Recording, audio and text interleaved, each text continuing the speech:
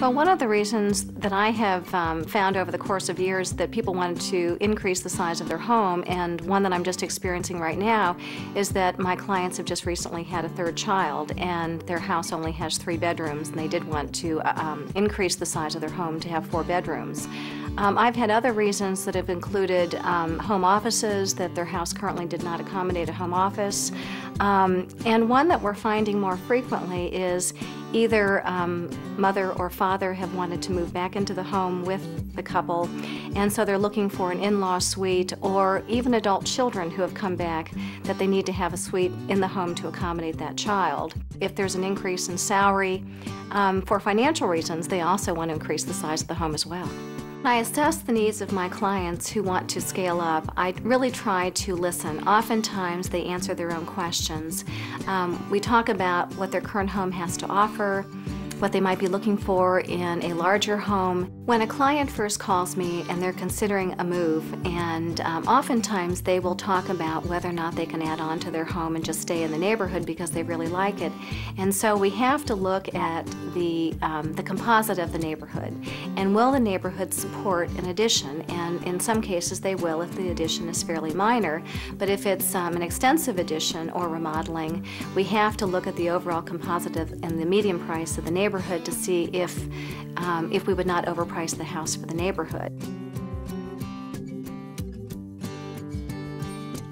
When clients want to scale down the size of their home, at least in my experience has been, and it can be from, whether it's a young couple, age doesn't really seem to be a factor. And instances, the most recently has been because a client of mine's spouse passed away.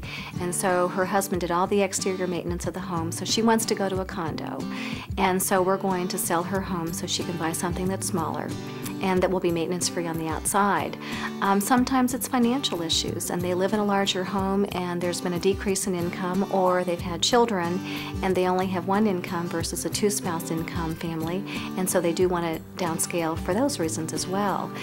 There are times that for health issues, and whether it's downsizing because it's strictly because of a 2-story versus a single-story. Sometimes it's going to a single-story because the family cannot accommodate stairs. Well, once again, listening is really important to assess the needs of someone who wants to scale down.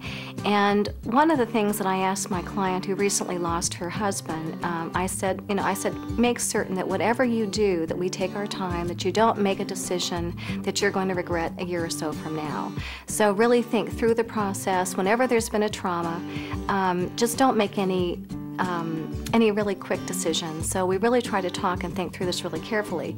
But some of the things that I ask them is, what are they trying to accomplish by scaling down? Well, we know that we can make smaller homes bigger, but we can't make bigger homes smaller.